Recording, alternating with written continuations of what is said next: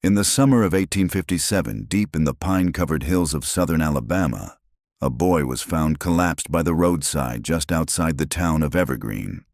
He was barefoot, sunburned, and barely conscious.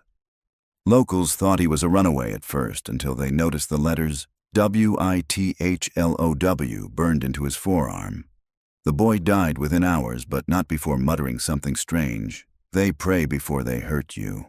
What investigators would uncover over the next year would change how we understand the uses of religion, the reach of false charity, and the terrifying ways in which institutions cloak violence in virtue. Before we descend further into what truly happened on that hill in Alabama, I'll ask just one thing: stay with this story. You don't have to like or subscribe unless you feel it.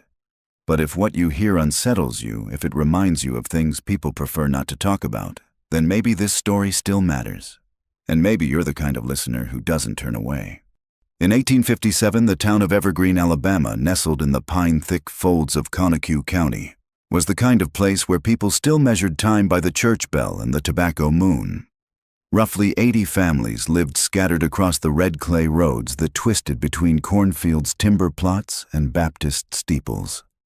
Most were smallholders or tenant farmers, scraping a living from soil more stubborn than fertile. A general store sat at the junction of the 3 roads leading into town, and the one-room schoolhouse served just as often for Sunday sermons as it did for cipher lessons.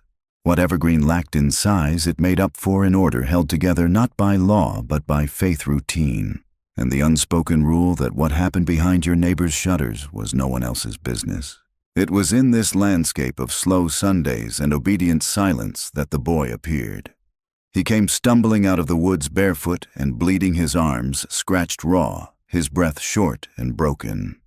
He was black, no older than 12, and no one in town had ever seen him before. A shopkeeper found him collapsed near the ditch across from the post office. By the time the sheriff arrived, the boy was nearly gone, but not before they noticed what was carved deep and deliberate into the skin of his forearm, the word Whitlow. He died without a name. The sheriff traced the word to a property some 9 miles west of town, hidden behind cedar groves and a wrought iron gate. It called itself the Whitlow Institute for Minor Education. From a distance, the Whitlow Institute looked like any other mission school of its kind. Simple, pale clapboard buildings with green shutters, a modest chapel at the center, and a painted wooden sign that read, "For the Uplift and Instruction of Colored Youth, 1849. It stood at the end of a narrow red dirt road west of Evergreen, nestled between pine groves and quiet ravines where wagon wheels left grooves that vanished into the weeds. Those who passed by from time to time, mostly merchants and circuit riders, noted how orderly the grounds seemed. Clothes hung on lines behind the dormitories. Smoke rose from the chimney. Hymns drifted faintly from the chapel window, most mornings always accompanied by the same organ refrain. If one stood too long at the fence line, however, the stillness took on a weight that couldn't quite be explained. The town knew the name well. The Whitlow Institute had been praised in local pulpits, its mission hailed in newspaper columns out of Montgomery and Mobile. It was, as the Reverend McTavish of Evergreen Baptist once said, an uncommon effort in these divided times, a hand reaching toward the heathen's soul. The Institute's stated goal was noble enough to take in colored orphans and mixed-race children born without legal standing and raise them in the ways of Scripture and civility. Most townsfolk had never visited the property, but few questioned its purpose. The people behind Whitlow, namely Reverend Marcus Ewell and his 3 assistants, had the right credentials, or so it seemed. Letters from Boston, Baltimore, and Philadelphia arrived monthly with donations and blessings addressed in the hand of clergymen and ladies' auxiliaries. The Institute, for all its remoteness, was never short on funds. Every Sunday, a note of thanks from Reverend Ewell was read aloud during service at the First Methodist Church of Evergreen. He wrote of moral victories, of troubled boys finding peace in Scripture, of malnourished souls being fed body and spirit. No names, of course, to protect the dignity of the children. No details, for such things would only distract from the Lord's work. But the tone was always gracious, and the town swelled with pride that something so grand was happening just down the road. When merchants delivered supplies, bolts of white cloth sacks of flower lamp oil tin pails, They were asked politely to leave them by the front gate. The institute, they were told, preferred minimal disruption to the children's strict routine. No one thought it strange at first that none of the children ever came to town. No one ever saw them at the Sunday socials or the county fair, or even walking with chaperones along the main road. There were stories, vague and quiet, of distant singing in the hills at dusk. A lumberman named Jim Hollis once claimed to see pale figures lined up in the fields behind the chapel, but he'd been drinking that day, and his story was quickly dismissed. Most residents, when asked, would say they were simply glad someone was doing the work no one else wanted to taking in the children no one claimed. It was only after the boy died, after his carved arm set off a ripple of dread, that people began to look again at the fences, the silence, the fact that in all the years the Whitlow Institute had stood on that hill, not one child had ever graduated, been adopted, or even been named aloud. The songs from the chapel began to sound less like hymns and more like chants. The organ, once comforting, began to drone. And Reverend Ewell, who rarely came into Evergreen, was now spoken of in lower tones, still respected, but with the caution reserved for those who carried secrets no one dared to touch. But as whispers turned to questions and questions to quiet doubt, some in Evergreen began to wonder how a school so generous could remain so invisible. And at the center of it all, calm, revered, untouchable, stood the man they simply called Reverend Marcus. He had arrived in Evergreen nearly a decade earlier with a leather-bound Bible, a northern accent softened by southern courtesy, and a story that made people listen. Reverend Marcus Ewell spoke not just of Scripture, but of sacrifice of the children he had saved, the families he had mended, the sins he had helped wash clean.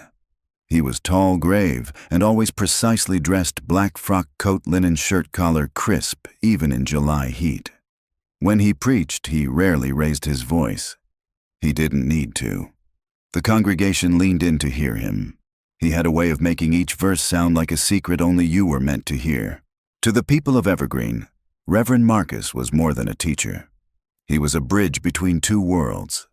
They knew he had come from Massachusetts, that he had once worked with abolitionists, though he was careful not to speak too boldly of such things in a place where most families still remembered what they had lost in the war. He told stories of runaway children he'd pulled from city gutters, of poorhouses so cruel they made hell look generous, of young girls beaten in tenement alleys, until he lifted them out with prayer and patience. In those early years, when the Whitlow Institute was still being built, townsfolk would bring baskets of bread and tinned preserves to leave at the gate, not because he asked, but because they believed. What they didn't know or chose not to ask was why a man so admired in the North had left it so quietly. In Mobile, a retired Methodist clerk named Ransom Fuller had kept an old ledger from his time at the First Street Orphan Chapel in Boston. He'd worked briefly under Ewell there before the chapel was shuttered in 1848 under a cloud of rumors. The ledger, water-stained and brittle, listed a string of internal complaints, excessive punishments, use of isolation rooms, disappearances explained with vague phrases like transferred or returned to family. Fuller remembered the inquiry, hushed but real. And he remembered that Ewell had resigned the day before his official censure. Not long after he was gone. No forwarding address, no trace. Only letters of endorsement sent south from colleagues too embarrassed to confront him directly. By the time this information reached Conecuh County, it was already too late. Ewell had been in Evergreen for years. His name appeared in town ledgers, his sermons had been printed in the Montgomery Gazette, and his photograph, him seated with a hand on a Bible, hung in the vestibule of First Methodist alongside the circuit judges and war dead. Even those who had begun to doubt him found it difficult to unsee all the good he was supposed to have done. Suspicion came slowly to a town that preferred good stories to ugly truths. Still, the questions grew. No one had ever seen him with a child. No one recalled a single boy or girl by name. When asked why the children of the Institute didn't attend Sunday service with the rest of the congregation, Ewell would smile and say, "We have our own rhythm, our own worship." When pressed about where the children came from, or when they would leave, he would lower his gaze and offer vague references to sponsoring churches and placement processes. His calmness discouraged further inquiry. It was as though the more he concealed, the more pious he seemed.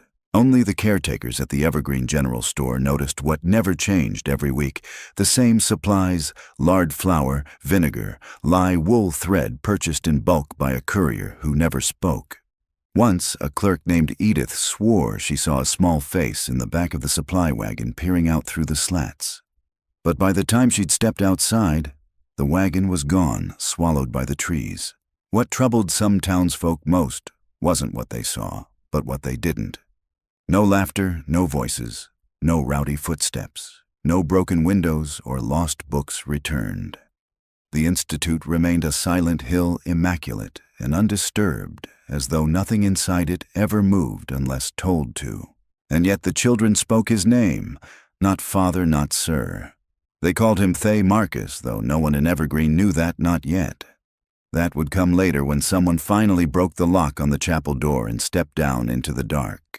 For now, he remained who he had always appeared to be: the man who built a sanctuary from the ashes of other men's mistakes. But behind every sanctuary, there is a ledger. And Reverend Marcus Ewell had left a trail paper people places that could no longer be hidden under robes and reverence. The question was no longer who he claimed to be. It was what he had already done and who had helped him do it. The children did not arrive with names anyone would recognize. By the time they reached the gates of Whitlow, whatever they had once been, daughters, sons, nieces, runaways, had already been unspoken, untied, and undone. Some came in wagons driven by men in clerical collars, others in covered carts marked relief mission or poorhouse transfer. A few arrived on foot, tethered two at a time with cord around the wrists, eyes downcast and silent. The staff at Whitlow called this process receiving, though no formal records were kept, no witnesses signed any papers, and no child ever left the way they came in. Most were said to come from the southern poorhouses, Mobile, New Orleans, Savannah, Chattanooga, places where the unwanted were gathered like kindling orphans of war children born out of wedlock, the offspring of servants, immigrants, and field hands. The institutions that surrendered them, if they even bothered to document the transfer, often used phrases like placed for improvement or released to external spiritual care. There were no follow-up inquiries, no visits. No one ever came back asking what became of a child once they entered Whitlow. The transformation began on the first night. Clothing was burned in the furnace behind the chapel. Names, if spoken, were met with a slap or silence. Hair was shaved. Each child was assigned a number and stitched initials onto their linen shirt, WI followed by the number in red thread. The children learned quickly not to speak unless prompted. Those who asked where they were or when they could go home were told they had no home, that home had abandoned them, and that Whitlow was their salvation now. Older children were forced to memorize prayers by dawn. Younger ones were assigned to quiet training, a regimen of long silences, repetitive gestures, and isolation intended to dull curiosity. There were no birth certificates, no family records, no letters. In a locked drawer inside Reverend Ewell's desk, investigators would later find a small stack of torn pages from poorhouse ledgers, each with a name crossed out and replaced by a number. In one, the words "runaway Negro unfit for labor" had been scribbled over and rewritten as minor enrolled in seminary care. It was the only document that connected a child's past to the present. All others had been destroyed. The children came from as far as Louisiana, Georgia, and Tennessee.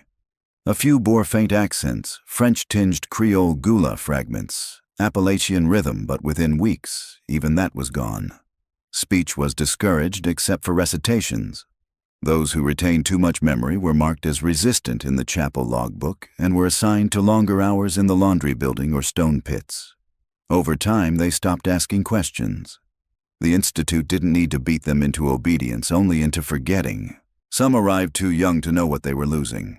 A girl named Clara, perhaps 5 or 6, was described by a witness as clinging to a rag doll when first brought to the grounds. The doll was taken, the child bathed in lye water, and given a wooden spoon to carry instead, so she might always remember to serve one instructor, reportedly said. By the end of her 2nd year, Clara had stopped crying at night. She had stopped speaking altogether. The system worked because it required no enforcement beyond the fence. No bars, no chains, no guards with rifles. It relied on a simple premise: if no one knew a child existed, no one would come looking when they vanished. The Institute never needed to hide bodies, it only needed to hide identities. By controlling the point of entry and erasing everything that came before, it rendered each child into something blank and pliable, a vessel to be shaped according to purpose. Charity, after all, was easier to stomach when its recipients had no stories of their own. The adults who facilitated these disappearances, pastors, matrons, relief officers, saw themselves not as traffickers but as bridge builders, moving unfortunate children from chaos to structure. A few may have suspected the truth, but most likely convinced themselves that what happened at Whitlow was better than the alternative. At least they're being raised Christian, one letter to Reverend Ewell read, and not left in the streets among the godless. No one in Evergreen asked how the children came to be there. They believed, or pretended to believe, that the Institute handled its affairs with dignity. When someone in town voiced a doubt, usually after hearing a strange noise from the woods or spotting a child's face behind the curtains, they were reassured that Whitlow worked with troubled souls and that progress took silence. It was better not to interfere. It was better not to question the man of God. But even silence leaves a trace, and the trail of children erased had grown too long to remain hidden forever. Eventually, someone would ask why the same names appeared in different poorhouse records, crossed out, corrected, vanished. Eventually, someone would notice how every child who entered Whitlow became someone else entirely, or ceased to be anyone at all. The report filed by Rufus Talley might have been dismissed like so many whispered concerns before it. But something about the specificity of his account, the children bound together by wire, the sacks they carried, the rhythmic sound of weeping lingered longer than expected in the mind of Sheriff Miles. He didn't act immediately. He waited. Waited until a second discrepancy surfaced, a letter returned undelivered from Boston, marked no recipient by this name, despite records showing regular correspondence between the Whitlow Institute and 3 separate church chapters in the North. That small failure in the loop of illusion gave him the justification he needed. And so, one humid Monday morning in mid-June, Sheriff Miles arrived at the Institute with 2 deputies and a sealed warrant bearing the seal of Conecuh County. They were met without resistance. Reverend Marcus Ewell appeared from the chapel with an air of weary understanding, flanked by 2 of his assistants, Mr. Caldwell and the silent brother Simeon, whose downturned eyes never left the gravel path. "Gentlemen," Ewell said, voice as soft as linen, "if there is doubt, let us dispel it with light." That phrase would echo later in court testimonies, not because it revealed anything in itself, but because of the precision with which the Reverend had rehearsed it. The tour began with the dormitory, or what passed for one, a long hall with 20 cots immaculately made, their sheets unused. The classroom was next, a single-room chalkboard, unmarked desks, aligned but lacking books, paper, ink, or even dust. When asked about student absence, Ewell offered a quiet explanation. "The children are on retreat in the hills," he said. "Scripture teaches better under open skies." The deputies noted everything down silently without comment. In the administrative room, they were shown ledgers impressively thick, carefully aged, filled with rows of names, dates, subjects, progress notes, all written in the same hand. Not a single correction, not a single crossed-out line. When Deputy Harmon asked why none of the entries bore the names they'd found registered with local charities, the Reverend smiled faintly. "We assign new names as a form of spiritual rebirth. The old ones are burdens." It was only when one deputy noticed that the chapel's altar sat unevenly atop its platform that attention shifted from paperwork to woodwork. There was a slight groove beneath the central pulpit, unpolished, unlike the rest of the polished pine floors. Sheriff Miles asked to look behind the altar. Reverend Ewell declined, not angrily, not even with urgency, just a tilt of the head and a low, "There's nothing there." But the sheriff in that moment no longer asked. He instructed. The cross behind the pulpit slid aside with a faint scrape, revealing a narrow door without a handle. It opened inward. What lay beyond was a set of stone steps carved long before the Institute had been built. They descended beneath the chapel like a scar beneath the skin of a healed wound. What they found at the bottom was not a basement. It was a chamber. Earthen walls lined with remnants of straw and blood-darkened cloth. 34 children at least, that's what they would later count, sat or lay in positions too stiff for comfort, too orderly to be spontaneous.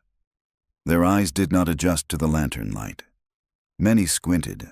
Some did not react at all. None of the children could read.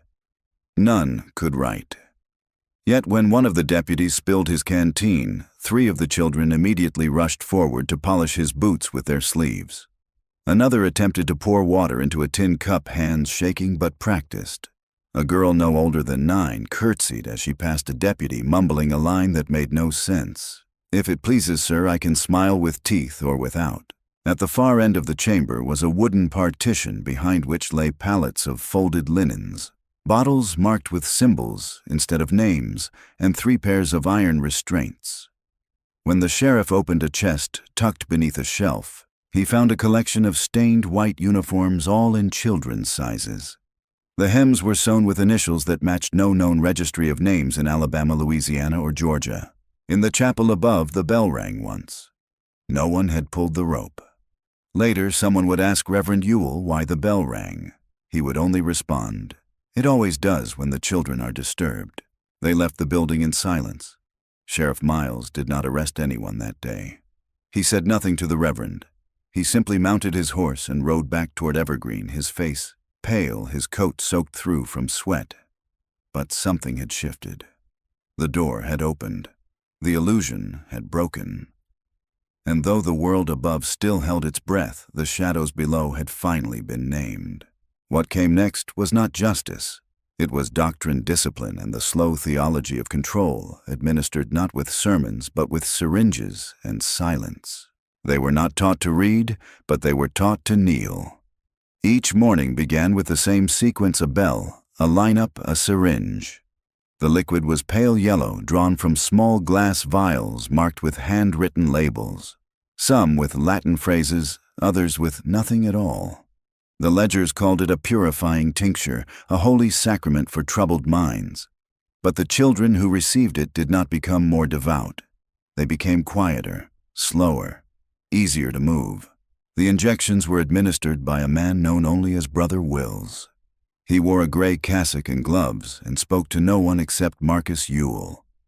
His touch was mechanical, his eyes absent. Some children whimpered at the sight of him. Others merely opened their arms. After the injection came prayers. Not the warm, murmured invocations of a village chapel, but looping recordings broadcast from speakers hidden in the eaves of the main dormitory. These voices distorted unearthly chanted fragments of scripture, stripped of context and repeated endlessly.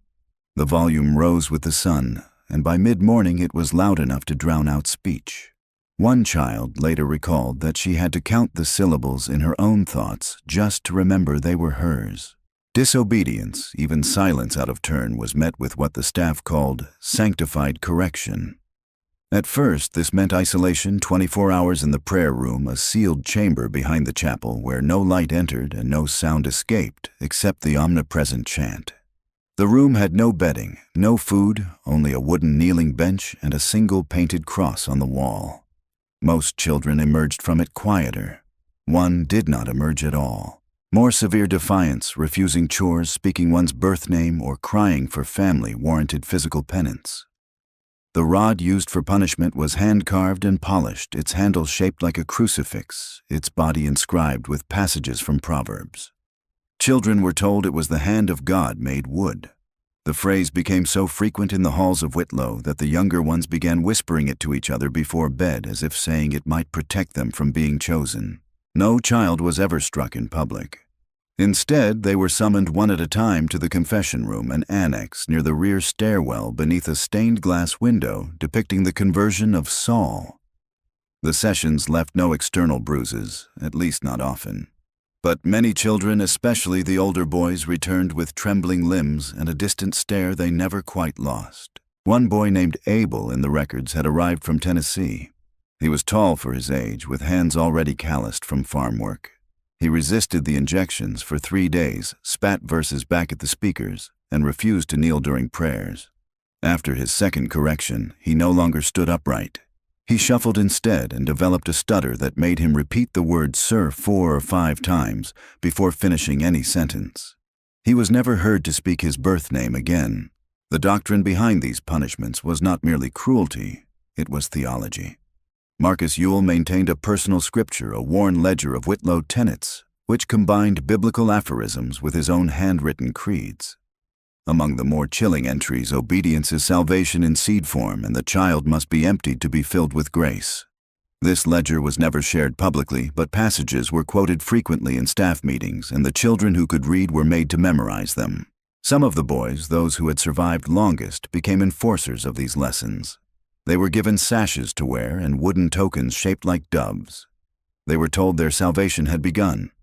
Their job was to report other children who failed to obey. Some resisted. Some embraced the role.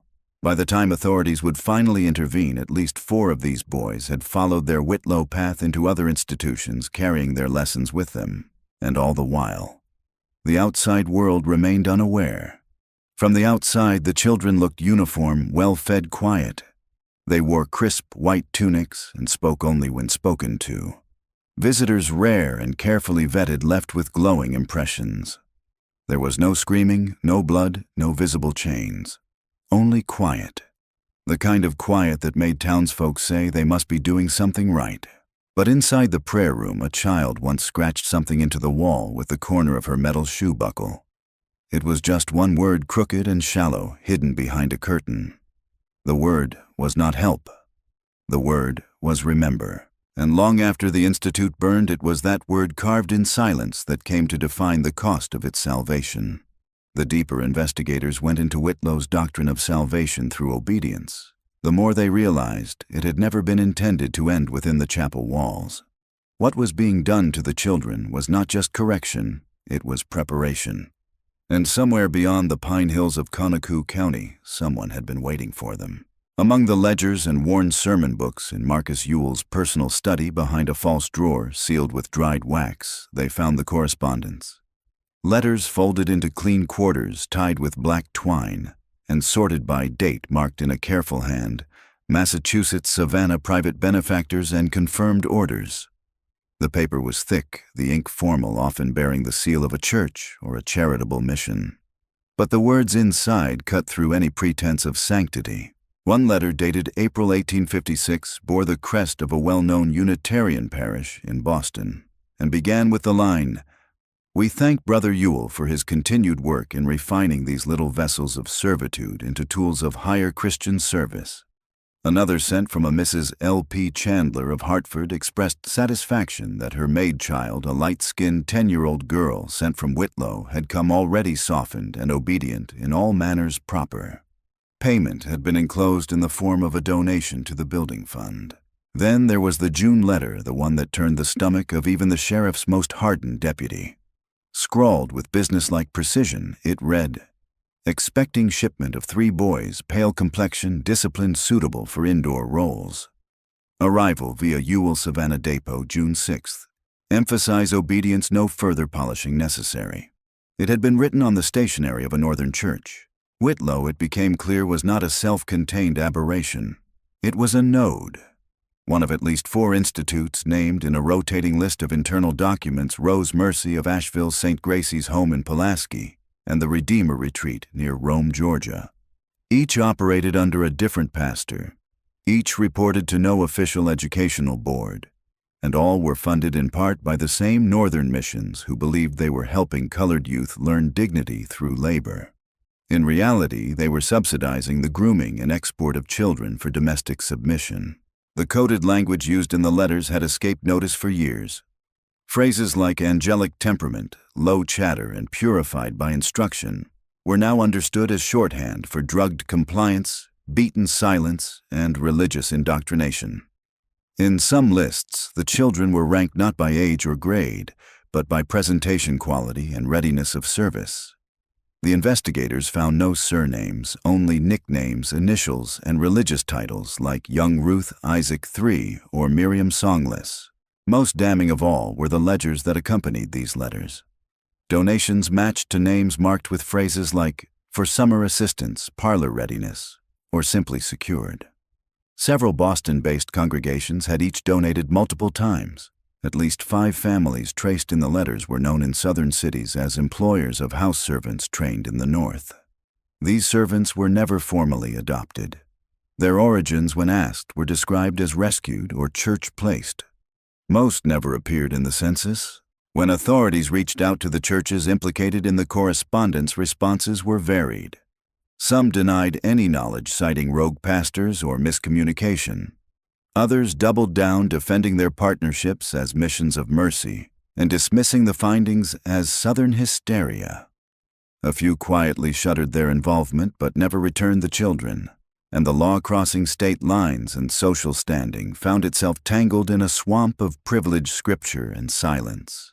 What emerged from the letters was not just a trail of abuse, it was a theology of exploitation. These weren't just shipments of bodies. They were shipments of souls, prepackaged, subservient, and blessed with religious justification. The children weren't only made to serve. They were made to believe it was salvation. By the time the last letter was read aloud in a courthouse in Conecuh County, there was no question left as to what Whitlow had been.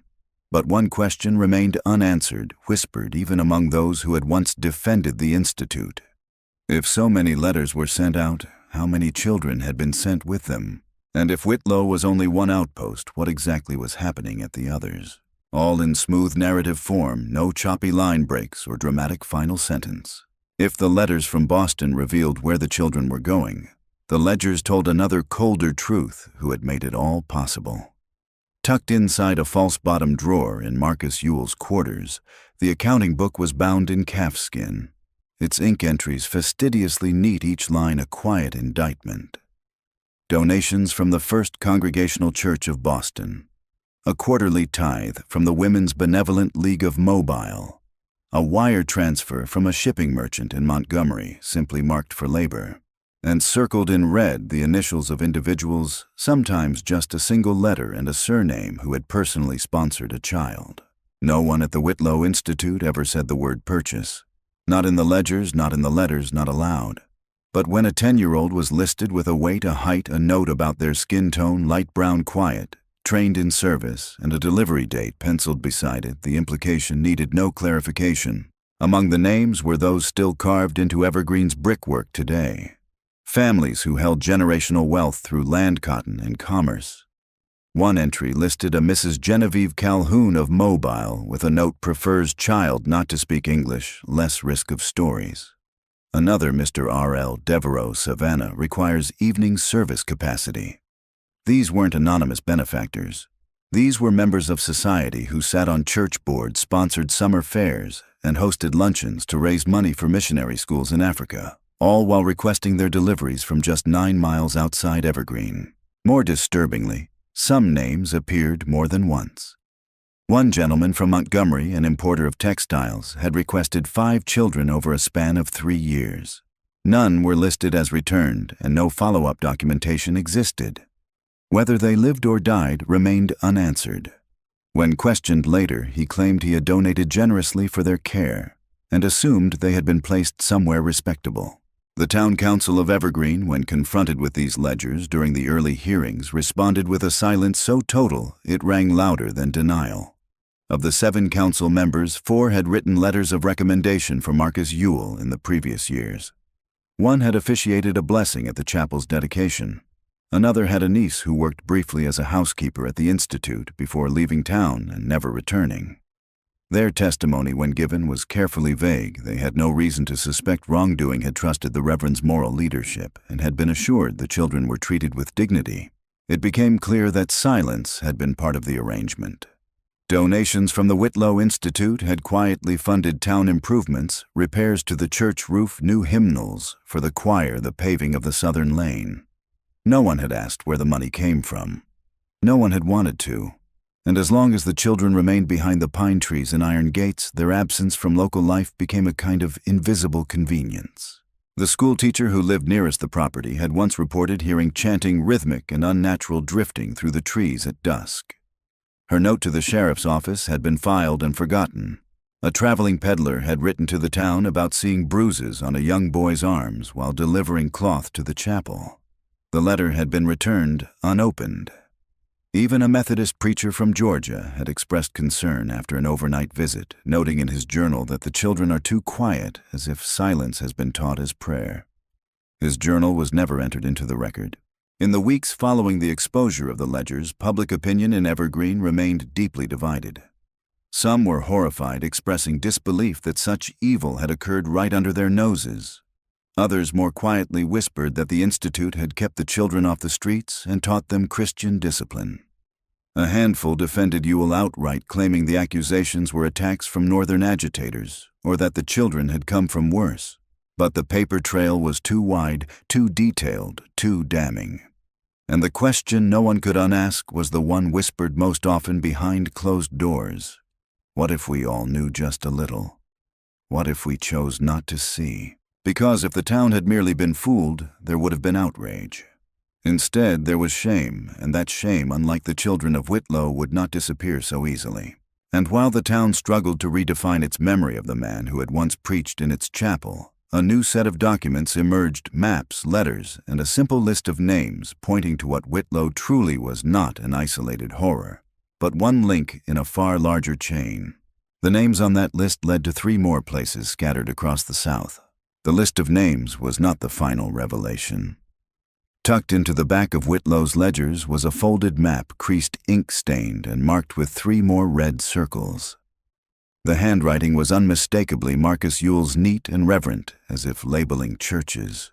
Below each circle a single word: Asheville, Pulaski, Rome, and next to each a date, a number, and the phrase rotation fulfilled. No further explanation was provided in the ledger, but within a drawer in Ewell's office desk, authorities discovered sealed envelopes addressed to various elders across the South. Their contents hinted at a system much larger than anyone in Evergreen had imagined. These weren't simply letters of faith or financial reports. They contained rotation schedules, behavior scores, and physical descriptions, coded summaries of children whose names had long been replaced by numbers. Unit 213. Compliant mild stutter instructed in tea service. Shipped to Rome by Augues, Unit 119. Strong back, poor posture, reassessed discipline report from Asheville. Each of the other 3 locations matched addresses listed under fellow institutions, all registered under different names, but owned through the same Boston-based trust. The Asheville facility, nestled discreetly behind a Methodist church near the Blue Ridge foothills, described itself in public filings as a home for destitute mulatto girls of Christian disposition. Pulaski's site claimed to be a retreat for orphan boys of northern sympathies, whose families had been erased by war and misunderstanding. And the Institute in Rome, Georgia, was simply listed as the Southern Evangelical Uplift Station, with no description, no board of directors, and no mention of children at all. Travel logs collected from hired drivers, some illiterate but observant, later confirmed that carts from Evergreen made regular trips to these towns every 3 months. Sometimes they arrived empty. Sometimes they departed with crates that didn't rattle, wrapped in canvas, and marked only with a scripture reference. Local farmers remembered seeing lines of children being led through back alleys at dusk, always silent, always dressed in identical pale garments, their heads shaved, their shoulders slumped like cattle made to understand their place. While Whitlow had its cross above the gate, and the illusion of learning painted onto blackboards, the other institutes adopted different methods of disguise. In Asheville, the chapel was a converted barn with padded walls and speakers that played hymns at every hour. In Pulaski, former plantation quarters had been whitewashed and rebranded as discipline cottages. And in Rome, there was no pretense at all. No locals even knew the building's name. The windows were boarded up from the inside, the yard was overgrown, and a single lantern glowed behind the front curtain at night. What tied them together was their silence. No graduates, no testimonials, no known photographs of smiling children holding up Bibles. In fact, no public records at all. Even the census had skipped over the properties. When a junior official from the Georgia Bureau of Labor visited the Rome site in 1856, he was told it had closed for fumigation due to spiritual infestation. He never returned. His report simply read, "No living souls present." Each child's identity, once reduced to a code, became almost impossible to trace. Several of the record books labeled them by moral characteristics rather than name or age, needs stern guidance. Inclined toward melancholy, upright walker. The further investigators read, the more the system resembled not a charity, but a sorting facility, a factory, a machine fine-tuned to produce servants tailored to the emotional and ceremonial needs of Southern households that wanted obedience without guilt. One log entry from Pulaski read, 4 sent, 3 accepted. 1 returned for correction, but nowhere did it say what became of the rejected ones. There were no graves, no transfers recorded, and no returns filed. Even the language betrayed a chilling uniformity. Children weren't taught to write letters home. They were taught to polish shoes, to memorize meal prayers, and to kneel on command. It wasn't just that their names were forgotten, it was that they were trained not to ask if they'd ever had one. Back in Evergreen, as officials processed the findings, a quiet dread settled over the task force. The scale of it all, the coordination, the paper trail that never once used the word slave, made the whole operation far more difficult to prosecute. After all, nothing illegal had been written down, and the farther the record stretched from Alabama to Tennessee to North Carolina and Georgia, the more the lines between crime and custom began to blur. What remained now was testimony. Not from those who built the institutes or paid for them, but from the ones who'd lived inside the walls, who had seen the doors close behind them and the numbers sewn into their collars. And among those few, one child had survived long enough to speak. Her name was Elsie. Of the hundreds of names that had been reduced to numbers, only one remained to speak for them all. Her name was Elsie, 11 years old, with arms too thin for her dress and eyes that never settled on one point for long. She was found among the 37 children in the chapel basement. She did not cry when they pulled her out. She did not speak when they wrapped her in blankets. She simply stared through the men who carried her and traced slow circles with her fingers against the wool. It wasn't until 3 days later at the Evergreen infirmary that she asked for paper. The nurse thought it was a request for drawing. She brought crayons and a folded newspaper. But Elsie didn't draw houses or flowers. She began with lines, 4 walls, then a staircase, then small squares, rows of them stacked unevenly. She shaded a corner, drew a circle inside it, wrote a shaky M. That same night, a sheriff's deputy compared the layout to what they'd seen beneath the chapel, and the realization settled slowly across the room. Elsie had mapped it with perfect, haunted precision. She did not speak in full sentences, only fragments. Red stairs. Water smells like rust. He sang on Fridays. When asked who he was, she didn't answer, but she circled the same corner of her map each time as if afraid to name what stood there. Her voice never rose above a whisper, and the staff learned quickly that forcing her to recall led to trembling nosebleeds or sudden silence that would last for hours. Still, over the course of 8 days, she gave them what they needed. She pointed to where the discipline room had been, the one with no windows and walls too thick to hear through. She drew the symbol carved into the door, a lamb with its throat open. She indicated the route used to bring food, which passed under the chapel pews. She even traced the path of the tunnel that linked the Whitlow compound to a second structure believed to be a storage house, long since burned in a thunderstorm the year prior. It wasn't just the structure she remembered. She described gestures, phrases, how each morning began with a lesson where the children knelt and repeated verses until someone collapsed. How they learned to place cups just so on trays. How one boy, whom she called Daniel, used to hum under his breath while scrubbing the floor until one day he didn't come back from the prayer room. She said Daniel had the number 14 sewn inside his collar. She didn't know what it meant. Investigators armed with her drawings and details coordinated with lawmen in Georgia and Tennessee. Some of the designs, especially the tunnels, matched preliminary sketches from an informant in Pulaski. A cross-reference of materials ordered under church funds in 1854 revealed matching suppliers for bricks, mortar, and rope. Elsie's sketches, incomplete though they were, formed the first coherent diagram of Whitlow's internal layout, and by extension, those of its sister institutions. But as the days passed, Elsie's body began to betray her. Her limbs stiffened. Her breath came short and wet. Doctors said she had likely suffered a perforated organ weeks before, and only the absence of physical exertion had delayed collapse. By the 12th day, she could no longer sit upright. Her hands trembled too much to draw. On the 15th morning, the nurse who had first brought her crayons returned to find her bed empty. Not because she had fled, but because her body had gone still in the night, curled toward the window where someone had left a drawing tacked to the sill. It showed a lamb untouched, standing in the sun. There was no funeral, no family to claim her. The town paid for a plain wooden casket.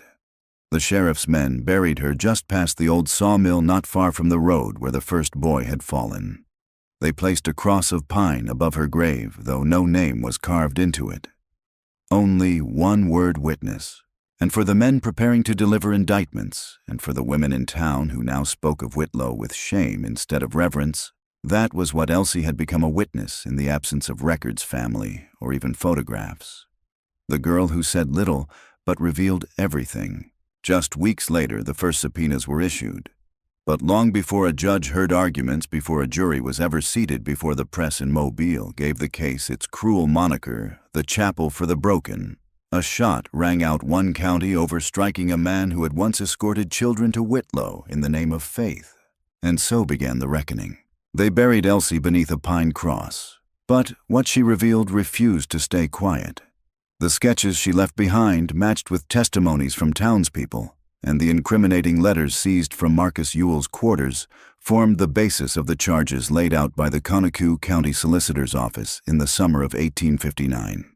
The indictment was precise unlawful detainment, aggravated abuse, and conspiracy to traffic minors across state lines under religious pretenses. But while the legal language may have sounded coldly administrative, the emotional weight behind each count could be measured in bones and bruises in childhoods devoured by darkness. The first summons was issued quietly, hand-delivered to the rectory by a deputy under orders not to cause alarm. But by the following Sabbath, the entire county knew.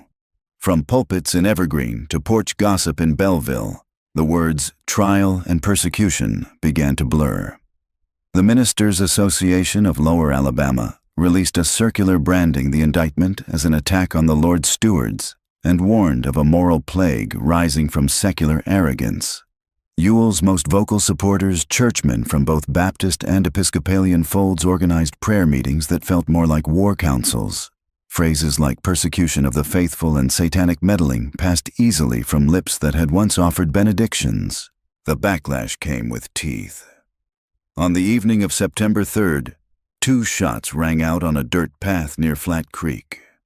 Elijah Dobbins, a deputy investigator known for pushing the court to reopen files on the Whitlow children, was found face down in the reeds. A bullet had entered just below his ear. His notebook was missing. The sheriff's office ruled it an unresolved act of frontier violence, but the timing was too clean to be coincidence. Soon after, one of the junior clerks assigned to review the institute's financial ledgers vanished from his boarding room. His belongings remained untouched except for a torn page left in his ledger, blotted with ink, the word Savannah barely legible beneath a smear. Witnesses withdrew. A mother who'd testified to seeing bruises on a boy she once brought food to recanted.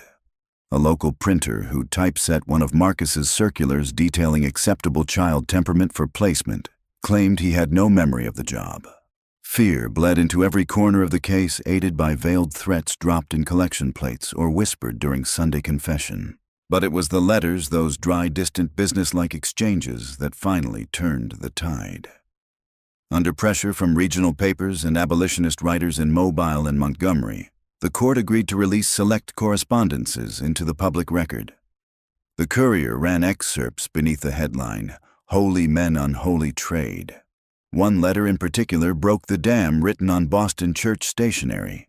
It listed children like livestock, 3 boys, clean speech, pliable nature, 2 girls, quiet, responsive to male instruction, and bore the signature of a respected elder still active in Massachusetts.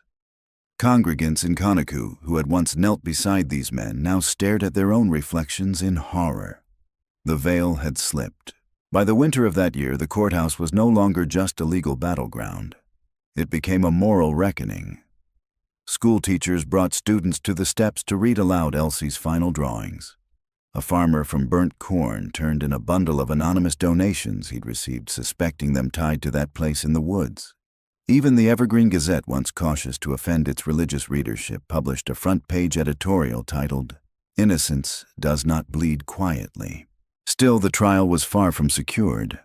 Defense attorneys, well-paid and well-coached by Northern benefactors, moved to dismiss charges, arguing that religious correction, while unpleasant, was customary in charitable institutions. They cited obscure colonial laws, invoked missionary exemptions, and questioned the mental stability of every living witness. But the prosecution, now bolstered by community outcry and a growing paper trail, refused to relent. And in the back row of every hearing, someone always left a flower, wild white and untended, on the corner of the bench where Elsie would have sat had she lived long enough to testify. Next came the man at the center of it all. Under a sky the color of old tin, they summoned him in chains, Bible in hand, and a smile no verdict could erase. Marcus Ewell walked the path from the Montgomery holding cell to the gallows with the same cadence he had once used, stepping up to the pulpit. Even now, 3 months after his conviction, he refused the notion that he had done wrong. The man who had overseen the ruin of nearly 100 children stood as if on the verge of giving one final sermon. He looked thinner than at his trial, hollower around the eyes, but the voice remained unwavering, almost buoyant. To the men watching from the gallows yard, jailers, clergymen, a handful of townsfolk from Conacook County, he appeared less like a condemned man and more like a preacher preparing to be martyred. He declined a final meal. Asked if he wished to confess, he replied, "There is nothing to confess, save that I failed to reach all the souls I was called to save." The executioners said nothing. They had been warned he might try to speak at length from the platform, and when he did, they were told to wait. Let him talk. Let the words rot on the rope with him. On the scaffold, Ewell cleared his throat and opened a small copy of the book of Matthew, turned to a page already marked in red ink, and began to read. "Suffer little children, and forbid them not to come unto me," he said. His voice, still sharp and full, carried across the yard, "For of such is the kingdom of heaven." He raised his eyes, then not to heaven, but to the crowd. "They came to me," he said. "God brought them to me, rootless, aimless, loud with sin. And through devotion we quieted them. Through order we shaped them. Through suffering we redeemed them." Someone near the back spat on the ground, but no one interrupted. "They say I harmed them," he continued.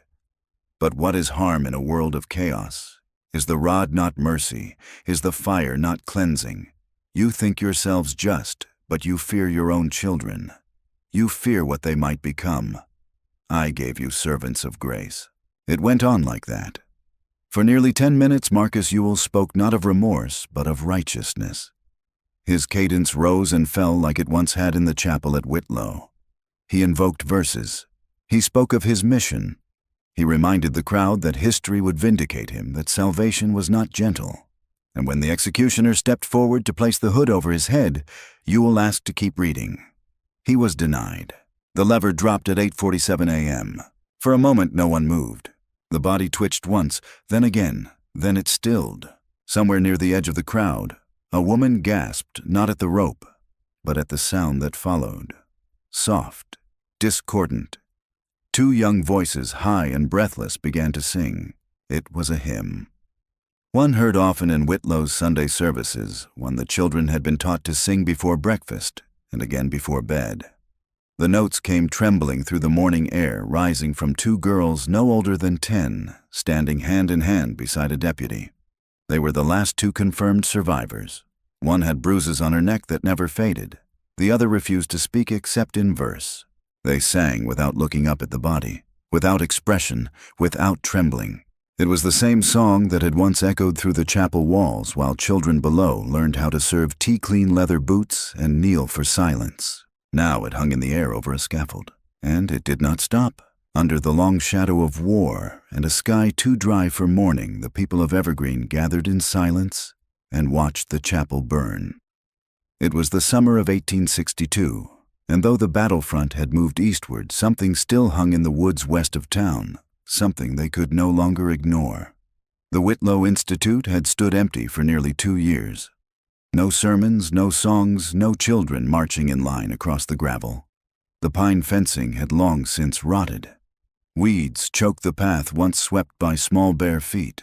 But the building itself remained upright, as if waiting for absolution that would never come. It wasn't an official order, and no one could later say who gave it. But on the morning of August 3rd, a group of 37 townspeople walked the 9 miles to the old site with oil kindling and a shovel. They broke the chapel's locks, pried open its warped doors, and removed what few things still bore a human shape: a broken cot, a child's linen smock, a ledger half burned. The rest they left where it was. They soaked the floorboards and pulpit alike. And then, just before striking the match, someone it's said to have been a midwife named Ruth Avery placed a single white shoe at the threshold facing outward. They watched the fire take hold slowly at first. The cross atop the steeple blackened before it fell. When the roof collapsed, a murmur passed through the onlookers, but no one turned away. The smoke twisted into the sky and drifted toward town. Some said it smelled like wax and soap, others like scorched linen and old vinegar. No one tried to stop it. No one said, "Amen." By nightfall, nothing remained of the Institute but stone and ash. The basement had caved in on itself. The chapel doors were gone, melted into the soil. Only the bell, cracked from years of rust and silence, sat crooked in the weeds. The children who'd once knelt beneath it were now names without faces, stories without endings. The next spring, a stone was placed at the site. Small, weather-worn before it was ever touched by rain. It bore no date and no names, just a single line, for the children who were never taught, only trained. The phrase would live on long after the fire. In southern counties where new charity schools emerged with too many locked doors and too few questions, locals would whisper of the Whitlow scheme. Pastors who arrived too eagerly with northern letters of recommendation were looked at twice. Even in Georgia, Tennessee, and beyond, the name Whitlow came to mean something more than a place. It became a warning carved into memory, not of cruelty alone, but of kindness worn like a mask. Years later, when state investigators stumbled upon a similar compound in northern Mississippi with shared financial backers and familiar architectural plans, one of them is said to have remarked, "It's always the same hymn, just a different chapel." But Evergreen never rebuilt. No new chapel stood where the old one had been. The clearing remained open, untended, occasionally visited by someone with a lantern and folded paper. Sometimes they left marbles or hair ribbons at the stone. Sometimes they said nothing at all. The woods swallowed the rest. And still, sometimes at dusk, when the wind shifts and the trees sway in silence, a faint metallic clang can be heard like a bell rung too far from memory. If this story left a quiet weight on your chest, then you already understand why chapters like these must never be buried, no matter how deeply they were once hidden. The case of the Whitlow Institute wasn't just about a single building or even a single man. It was about the systems that allowed such cruelty to take root behind the veil of charity and the silence of those who should have spoken sooner.